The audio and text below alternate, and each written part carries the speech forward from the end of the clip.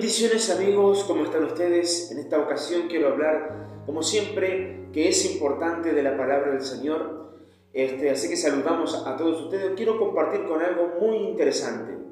Venimos viendo muchas cosas en el transcurso de estos días, de estos meses, y la Biblia nos habla de señales en el culto. Hablamos en un mensaje acerca de las señales previo al arrebatamiento y están sucediendo cosas en el área política, económica, también social, guerras en Medio Oriente, en fin, muchas cosas. Ahora, este video va especialmente para aquellos que creen de que la iglesia pasará por la tribulación. Muchos teólogos lo enseñan, muchos teólogos lo afirman, y predicadores reconocidos también, y la gente también que cree a estos predicadores que, al ser reconocido y tener tanta popularidad, evidentemente terminan creyendo. Pero lo importante es ver y hablar y enseñar, y qué es lo que dice la Biblia acerca de esto. La Biblia a nosotros nos revela de que un día en sí la Escritura habla de salvación.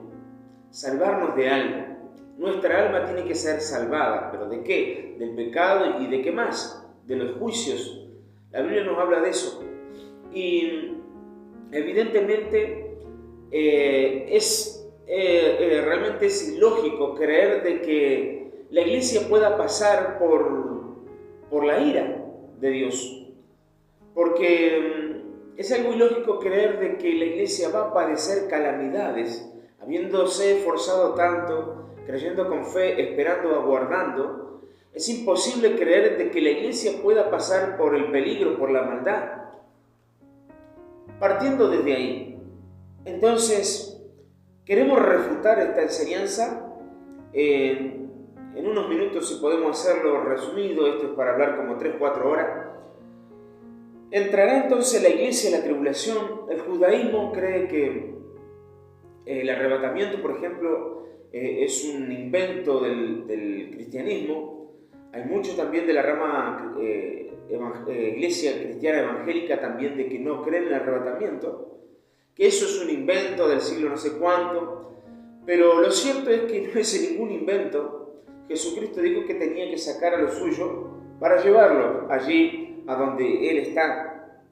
Lo dice en el Evangelio según San Juan capítulo 14. Entonces eso incluye griegos, gentiles y judíos, es decir, judíos y no judíos. Entonces hubo un gran reconocido siervo del Señor que ya está en los brazos de Dios. Gigi Ávila habló mucho de la palabra rapto. ¿Qué es lo que significa rapto? El término es griego de la palabra rapio, que significa arrebato o desaparición. Es lo que va a acontecer con la iglesia.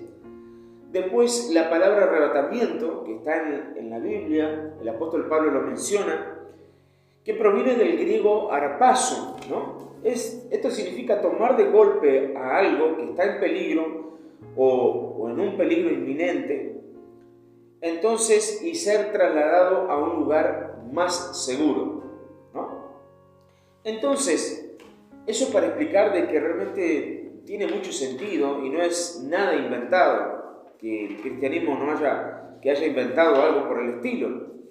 Entonces, partiendo por ese lado, hay muchísimo que hablar, pero solamente quiero tocar puntos específicos para refutar de que la iglesia no pasará por la tribulación. Evidentemente, es algo ilógico creer de que Dios va a permitir que las calamidades toquen a la iglesia.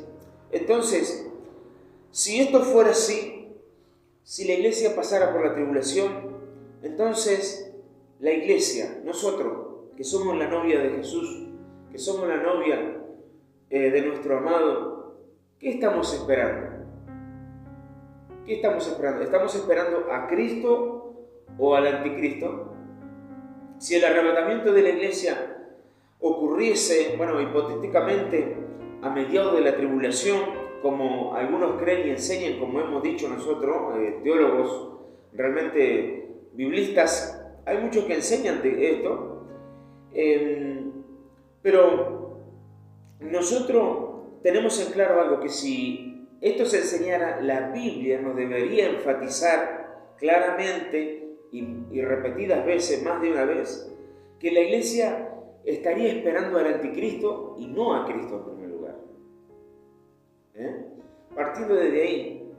Entonces, el punto clave es de lo que nosotros comentamos y queremos hacer ver, de que toda la Escritura en la palabra del Señor nos alienta al creyente fiel, al hermano o a la hermana, a esperar con fe perfecta, a esperar ese momento en el que aparezca el Mesías y venga por su nombre. La Biblia y la Escritura nos alienta a eso. Nos revela de que lo que tenemos que esperar es a Cristo, toda la Escritura por donde se mire. Si la iglesia pasaría por la tribulación, entonces debería enfatizar que esperemos al anticristo. Y ahora nos vamos a dar cuenta por qué. Pero yo quiero dejar algo en claro. Apocalipsis 22, capítulo 22, versículos 17 al 20. Y el Espíritu y la esposa, dice, ven. ¿Quién es la esposa? Nosotros. Dice, ven. Y el que oye diga, ven. Y el que tiene sed, venga. Y el que quiera tome del agua de la vida gratuitamente. El que da testimonio de estas cosas dice, ciertamente vengo en breve. ¿Quién viene en breve? Amén. Sí, ven, Señor Jesús. Evidentemente, Jesús dijo que le esperásemos a Él. Todas las cosas, es decir, ante todas las cosas y todas las circunstancias que estamos pasando, que lo esperásemos a Él. Nunca dijo que esperásemos al falso Mesías o que esperásemos al anticristo para recibir toda la maldad, para recibir todas las calamidades que van a pasar y después esperar el arrebatamiento. ¿Qué razón tendría? Es algo ilógico. Entonces, toda la Escritura a nosotros nos incita a esperar fervientemente el regreso del Mesías por la iglesia. Entonces, si fuera todo lo contrario, eso iría en contra de la palabra escrita de Dios, ¿no? Entonces, Jesucristo mismo ordenó que esperásemos de escapar de este mundo. Bueno, Lucas capítulo 21 lo dice específicamente en el versículo 36. Velad pues en todo tiempo, orando que seáis tenidos por dignos de escapar de todas estas cosas que vendrán y que van a venir, males. Entonces, de escapar de todas estas cosas que vendrán y de estar en pie delante de ¿quién? ¿Del anticristo? No, del Hijo del Hombre. Es un título para Jesús también. Ok. Pero hay algo interesante también que queremos desglosar más que nada, específicamente en este video, que es lo que se encuentra en 2 de Tesalonicenses capítulo 2, versículos 3 y 4. Esto de Tesalonicenses lo vamos a detallar bien. Entonces, este pasaje, ¿no?, de 2 de Tesalonicenses, que realmente muchos lo han malinterpretado. Entonces, vamos a leerlo y hablar de por qué lo malinterpretan. Nadie os engañe, dice, versículo 3, 2 de Tesalonicenses capítulo 2. Nadie os engañe en ninguna manera, porque no vendrá, es decir, Jesús el Mesías, sin que antes venga la apostasía y se manifieste el hombre de pecado, el hijo de perdición, el cual se opone y se levanta contra todo lo que se llama Dios o es objeto de culto, tanto que se sienta en el templo de Dios como Dios, haciéndose pasar por Dios. Ok, muy bien. Si realmente uno toma este pasaje sin leer el texto completo, y eso es lo fundamental que tenemos que tener en cuenta nosotros, no leer simplemente un texto sin leer completamente y estar conscientemente del contexto de la historia que estamos leyendo, pasajes bíblicos. Entonces, si nosotros leemos este texto, sin leer el texto completo, evidentemente, es como que enseña que el arrebatamiento de la iglesia sería después de la aparición del anticristo. Porque ahí dice, no vendrá Jesús sin que antes venga la apostasía y se manifieste este hombre. Es como que enseñaría que primero tiene que aparecer el anticristo y después sería el arrebatamiento. Ve ahí que se lo llama también hombre de pecado, hijo de perdición, quien posteriormente, en los últimos tiempos finales, se va a reconstruir el templo en Jerusalén, el tercer templo, en lo cual él dice que se va a profanar el templo. Se va a sentar ahí haciéndose pasar primero como el Mesías, pero luego como Dios mismo. Entonces, hasta ahí yo pienso que estamos de acuerdo. Ahora, la pregunta inmediata también que surge es, ¿a qué venida del Señor se está refiriendo este pasaje? ¿A qué venida? ¿Al arrebatamiento de la iglesia o la segunda venida del Mesías cuando regrese al monte de los olivos en Jerusalén? Porque ustedes pueden ver en Zacarías capítulo 14, del versículo 3 al 4, allí habla de que el Mesías retorna y dice que asienta sus pies sobre el monte de los olivos. Ahí podemos notar la diferencia entre arrebatamiento y segunda venida. Ahora vamos a especificar bien. Arrebatamiento es cuando nos reunimos con Él en el aire, y la segunda venida del Mesías es cuando Él afirma sus pies sobre el monte de los olivos. En estos eventos, aunque no son la misma cosa, es un solo evento, ocurre prácticamente todo. No sé si están entendiendo. Entonces, como nosotros podemos observar claramente, el Señor retorna a Jerusalén acompañado de los santos, que dice allí, vendrá con todos sus santos para establecer su reino. Pero ¿qué santos vienen con Él? ¿Cuáles son esos santos? Obviamente no se está refiriendo simplemente a los ángeles, que también vienen en la gloria, también vienen los ángeles, pero se está refiriendo a los suyos. Yo quiero leer el pasaje de Mateo capítulo 25, versículos 31 y 32. Cuando el Hijo del Hombre venga en su gloria y todos los santos ángeles con Él, entonces se sentará en el trono de gloria y serán reunidas delante de Él todas las naciones, y apartará los unos de los otros, como aparta el pastor las ovejas de los cabritos.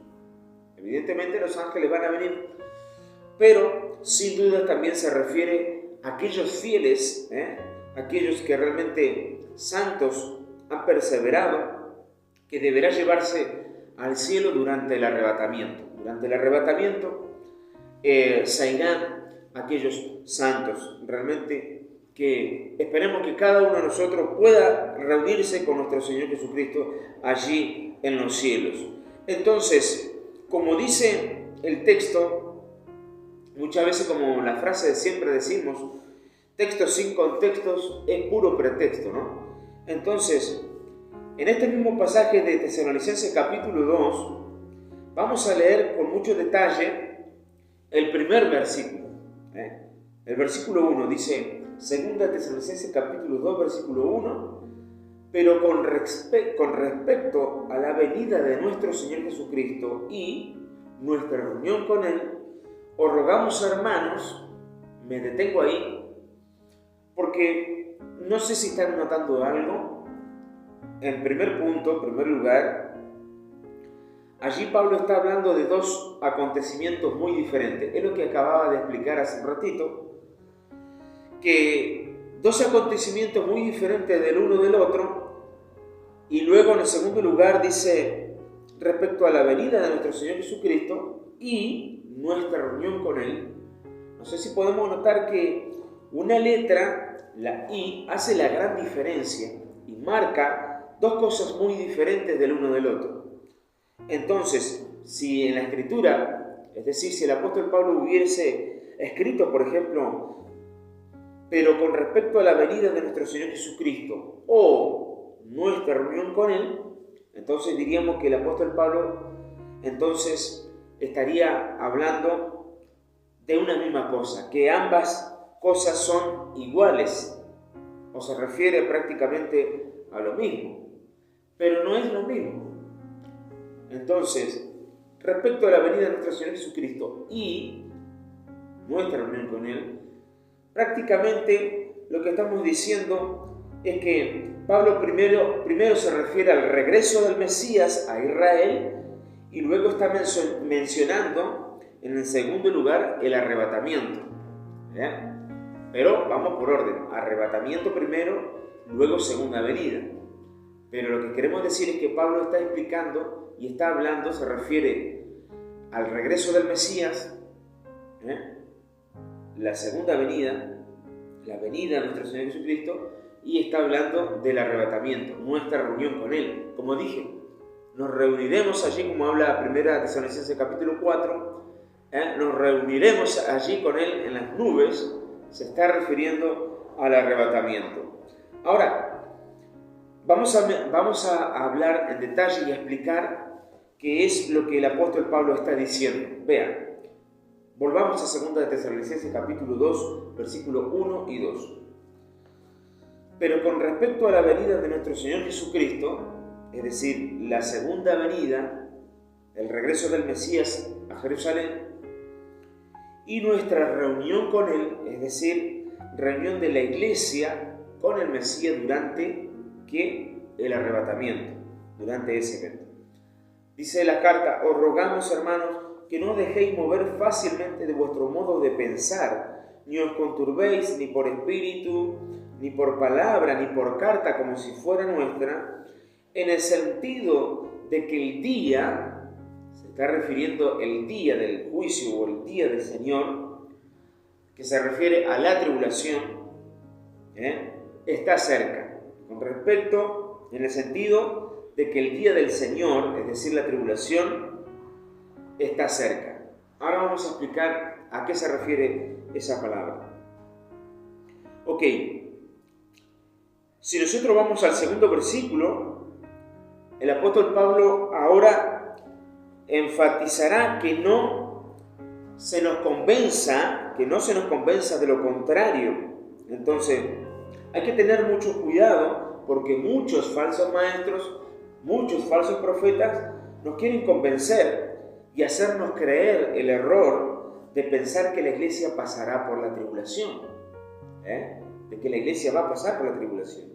Entonces, hay que tener cuidado. Vamos a leer de nuevo. Os rogamos, hermanos, que no dejéis mover fácilmente de vuestro modo de pensar, ni os despertéis ni por espíritu, ni desesperéis ni por espíritu, ni por palabra, ni por carta, como si fuera nuestra, en el sentido de que el día del Señor está cerca. ¿Qué es lo que está diciendo? Está alertando a la iglesia de que no se dejen convencer fácilmente de lo que ya se ha aprendido y de lo que se ha enseñado. Entonces, esto es fundamental entender. Quiero explicar también referido a lo que es el contexto de la palabra, donde dice: ni os desesperéis ni por carta, ni por espíritu, ni por palabra. Es decir, ahí dice también ni por carta como si fuera nuestra. Entonces, en el sentido de que el día del Señor está cerca. O sea, lo que el apóstol Pablo está diciendo, ustedes no se dejen convencer porque el día del Señor aún está lejos, está lejano aún. Pero ¿qué es lo que estaba aconteciendo en ese entonces? Era lo siguiente. Hay que prestar atención. Aparentemente alguien envió una carta a la iglesia de Tesalónica y allí provocó un tremendo enredo, un tremendo alboroto, que el apóstol Pablo tenía que salir a aclarar lo que estaba aconteciendo. Él habló en 1 Corintios capítulo 15, en 1 Tesalonicenses capítulo 4 habló primero habló sobre la resurrección de los muertos. Él ya habló de los muertos, de la resurrección de los muertos en 1 Corintios capítulo 15, como dije, en 1 Tesalonicenses capítulo 4. Él habló y explicó. Entonces, ahora nuevamente tenía que salir a explicar esto.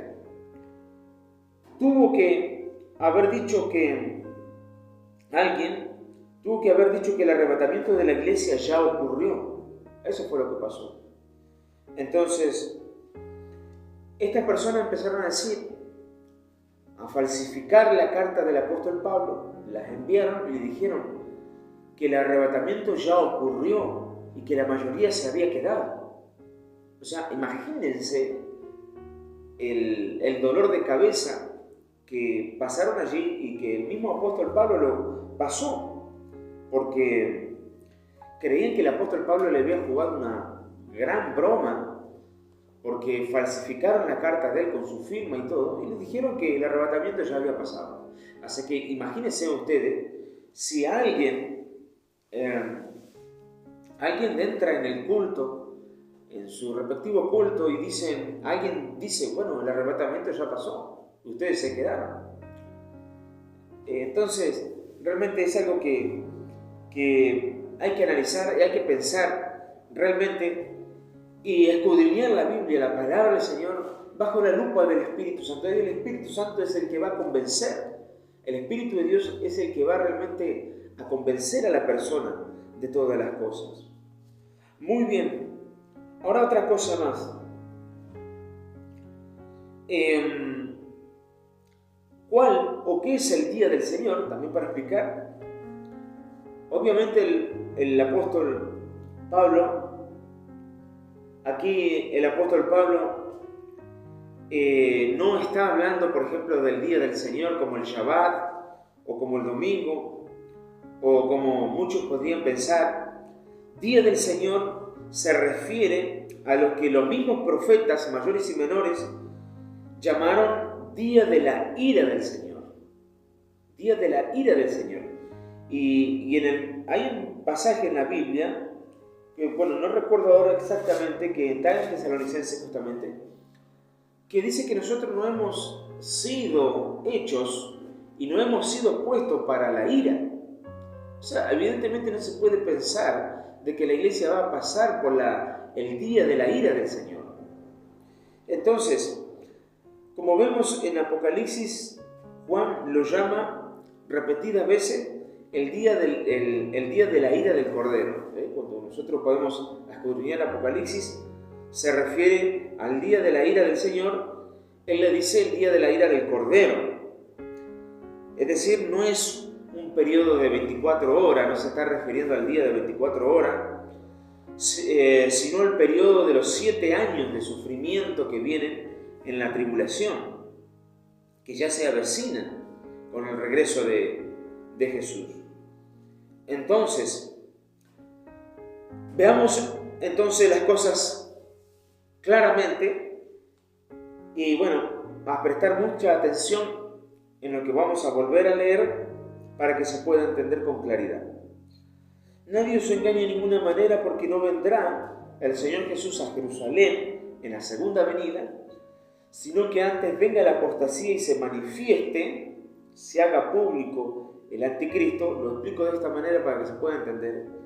El hombre de pecado o el hijo de perdición, el cual se opone y se levanta contra todo lo que se llama Dios o es objeto de culto, tanto que se sienta en el templo de Dios como Dios, templo del Dios de Israel, que pronto será reconstruido en Jerusalén, como ya lo he declarado, haciéndose pasar por Dios, será pasar por Mesías, como dijimos, porque los judíos esperan aún el Mesías, será pasar por el Mesías y luego por el mismo Dios de Israel.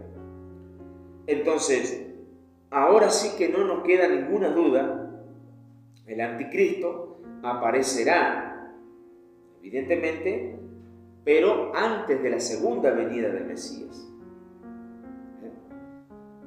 Ahora sí tenemos las cosas más en claro.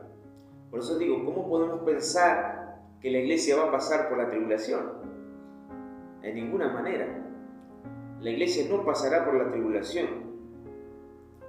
Allí Tesalonicenses está diciendo que nadie os engañe de ninguna manera, porque no vendrá el Señor Jesús sin que antes venga la apostasía y se manifieste. Pero claro, está hablando de la segunda venida de Jesucristo. La segunda venida cuando viene a Jerusalén. Entonces, arrebatamiento y segunda venida son dos cosas diferentes. En un mismo evento ocurre todo eso, pero son dos cosas muy diferentes. Entonces, como ya dije, nos queda más que claro que el anticristo va a aparecer antes de la segunda venida del Mesías. Antes. Entonces, comenzará la tribulación, aparecerá el anticristo y luego aparecerá el Mesías, donde afirmará sus pies sobre el monte de los olivos. Pero ya para eso habría ocurrido el arrebatamiento de la iglesia. Es realmente tremendo. Ahora, quiero seguir explicando algo más. Tenía anotado por aquí algo más para aclarar. Entonces, veamos, con mucha atención, seguir aclarando. ¿Por qué no aparece de una vez el anticristo? ¿Por qué no aparece el anticristo? Si evidentemente, si la iglesia entrase a la tribulación, evidentemente, como muchos están enseñando, como muchos quieren hacernos creer, ¿por qué no aparece el anticristo ahora? Si dice que vendrá la apostasía y se manifiesta el inicuo, el hijo de perdición, la aparición del anticristo, ¿por qué no aparece? Entonces, eso es lo que nos quiere hacer creer el diablo, el enemigo. Pero nosotros tenemos esta convicción fuerte de que realmente la iglesia será arrebatada, será levantada, para no tener que soportar las calamidades que van a venir.